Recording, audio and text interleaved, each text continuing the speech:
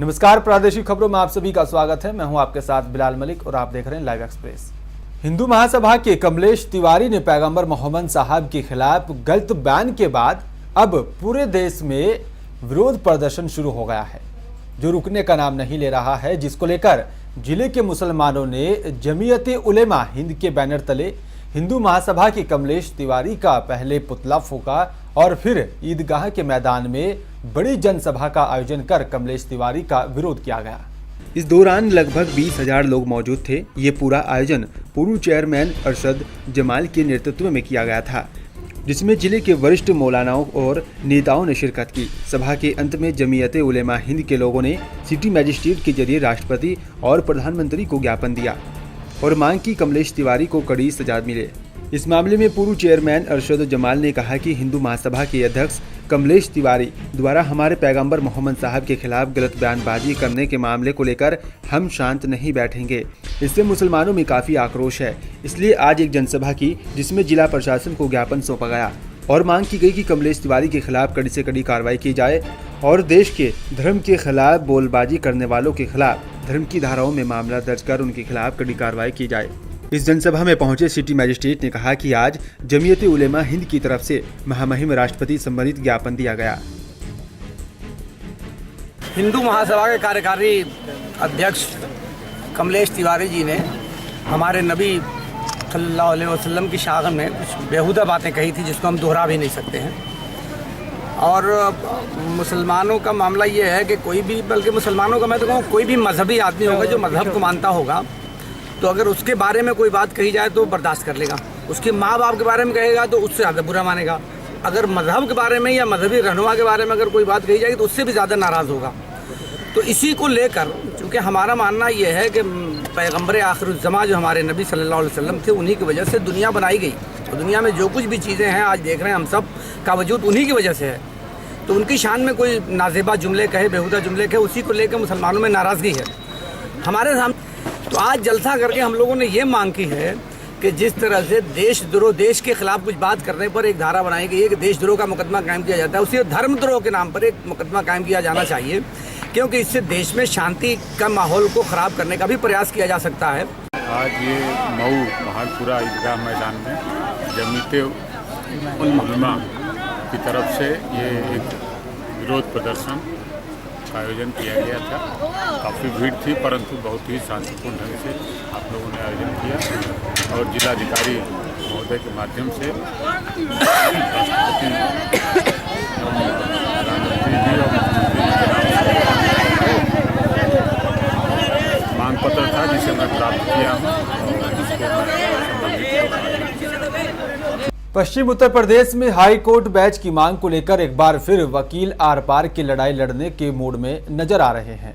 उत्तर प्रदेश सरकार की टिप्पणी के आहत होने के बाद आज 22 जिलों के वकीलों ने हड़ताल छेड़ दी है, जिसके चलते कचहरी में सारा काम ठप पड़ा रहा। पश्चिम उत्तर प्रदेश में हाई कोर्ट बैच की मांग को लेकर एक बार फिर वकील आर पार की लड़ाई लड़ने के मूड में नजर आ रहे हैं। उत्तर प्रदेश सरकार की टिप्पणी से आहत आज 22 जिलों के वकीलों ने हड़ताल छेड़ दी है, जिसके चलते कचहरी में न्यायिक कार्य थम गया है और लोगों को भारी परेशानियों का सामना करना पड़ रहा है। उधर वकीलों ने सरकार के खिलाफ मोर्चा भी खोल दिया है। आक्रोशित वकीलों ने उत्तर प्रदेश सरकार के खिलाफ जमकर नारेबाजी भी की। वकीलों की माने तो सस्ता और सुलभ न्याय दिलाने के लिए वकील पिछले 50 सालों से हाई कोर्ट बेंच की मांग कर रहे हैं, लेकिन उत्तर प्रदेश सरकार जनता की जरूरतों को दरकिनार कर अपना राजनीतिक फायदा तलाश रही है। वकीलों ने हाई कोर्ट बैच के लिए आर पार की लड़ाई छेड़ने का ऐलान किया है। कारण तो आप सबको पता है, हमसे आप कारण क्यों पूछे? आज मुख्यमंत्री का बयान छपा है कि विभाजन नहीं और हाई कोर्ट बेंच नहीं। हम सब जानते हैं कि हाई कोर्ट बेंच देना उनके क्षेत्राधिकार में नहीं है। हाई कोर्ट बेंच देना उत्तर प्रदेश, बिहार और जम्मू एंड कश्मीर में ये by way of parliament act हो सकता है, वो पार्लियामेंट का क्षेत्राधिकार है। तो हम उनके इस वक्तव्य से विचलित नहीं होने जा रहे। उन्होंने अपने राजनीतिक फायदे के लिए एक बात कही है, वो कहते रहे, उनको खाली इंफ्रास्ट्रक्चर देना है।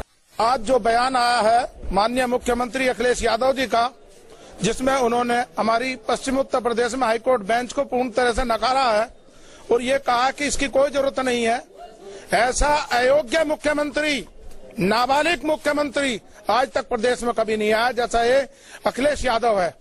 अगर अखिलेश यादव ने ये बात कही है तो इसका रिवर्स है कि मेरठ बार एसोसिएशन शाहिद मंजूर को तत्काल सस्पेंड करे, अपने यहाँ से तो उसकी सदस्यता तुरंत समाप्त करे, ताकि ऊपर तक ये जावे कि हाँ एक कैबिनेट मिनिस्टर को अपने यहाँ से तुरंत हटा दिया गया।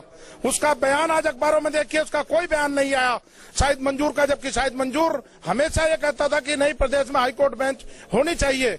तो इसलिए आज सबसे पहले शाहिद मंजूर को बार से बर्खास्त। हाल ही में मेरठ से पकड़े गए आईएसआई एजेंट एजाज ने कई अहम खुलासे किए हैं, जिनसे देश भर की सुरक्षा एजेंसियों में हड़कंप मचा हुआ है।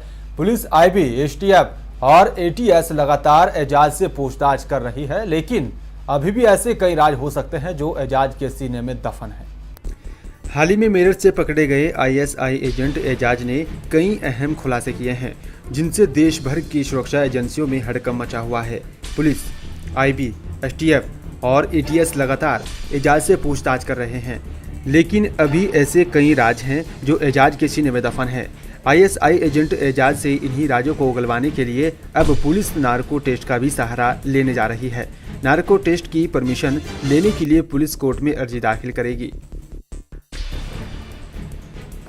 देखिए, जो प्राप्त जानकारी है उसके अनुसार अभी तक तो ऐसी कोई पुष्टि नहीं हुई है कि वो नार्को एनालिसिस करा रही है, लेकिन ऐसा देखा गया है कि जब इंट्रोगेशन से बहुत से राज न खुलते हों और आपके पास एविडेंस हो तो नार्को एनालिसिस एक बहुत अच्छा टूल है, जिसमें आदमी पूरी जो पूछे प्रश्नों का जवाब सच्चाई से देता है, छुपाता कुछ नहीं है।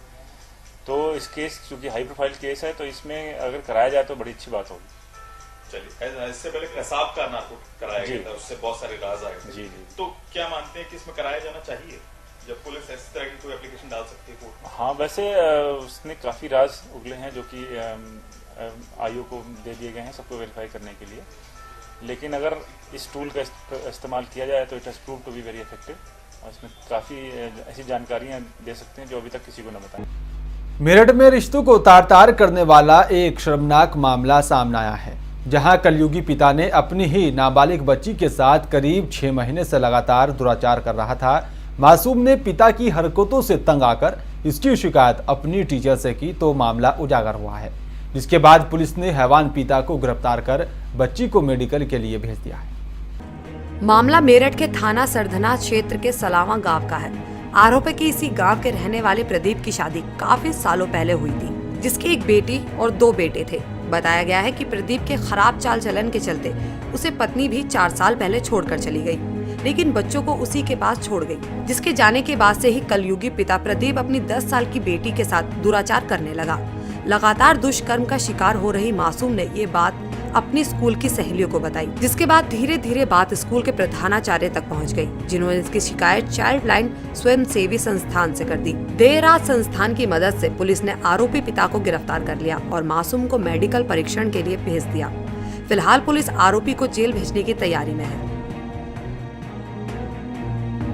मेरठ न्यायालय में आयोजित राष्ट्रीय लोक अदालत का उद्घाटन न्यायाधीश मेरठ अध्यक्ष जिला विधिक सेवा प्राधिकरण रामकृष्ण गौतम ने किया। मेरठ न्यायालय में आयोजित राष्ट्रीय लोक अदालत का उद्घाटन न्यायाधीश मेरठ अध्यक्ष जिला विधिक सेवा प्राधिकरण रामकृष्ण गौतम ने किया। आपको बता दें कि उन्होंने बताया कि आज राष्ट्रीय लोक अदालत में आपसी सुलह समझौते के आधार पर न्यायालयों में लंबित वाद जैसे सिविल वाद, फौजीदारी वाद, 138 NI एक्ट के अंतर्गत वाद, श्रमवाद, पारिवारिक वाद, राजस्व वाद, स्टाम्प वाद, पुलिस विभाग से संबंधित वाद, वन विभाग के वाद, चकनबंदी वाद, परिवहन विभाग के वाद, मनोरंजन के वाद, गृह कर, जल कर, मोटर दुर्घटना प्रतिकर याचिकाओं एवं बीमा दावों के प्रकरणों तथा मनरेगा के वादों का निस्तारण पक्षकारों की आपसी सहमति के आधार पर किया जाएगा। सब लोग इस यज्ञ में इसकी पूर्णाहुति के लिए सब लोग लगे हुए हैं। बैंक के अधिकारियों का विशेष योगदान है, कर्मचारियों का, क्योंकि लोक अदालत के 3 आयाम हैं। मैं चाहता था कि हमारे सचिव और नोडल ऑफिसर यहाँ आकर के बतावें, लेकिन श्री शर्मा जी ने थोड़ा कटसाट कर दिया, संचालक महोदय ने। लोक अदालत का 3 आयाम है। पहला आयाम ये है कि विधिक साक्षरता प्रदान की जाए और संतोष विकसित किया जाए। जिसमें गोधन, गजधन, बाजधन और रतन धन खान, जब आवे संतोष धन, सब धन धूर्य समान। यह वृत्ति का विकास हो ताकि वाद उत्पन्न ही न हो। और फिलहाल प्रादेशिक खबरों में सिर्फ इतना ही। बाकी तमाम खबरों को जानने के लिए आप देखते रहे लाइव एक्सप्रेस। नमस्कार।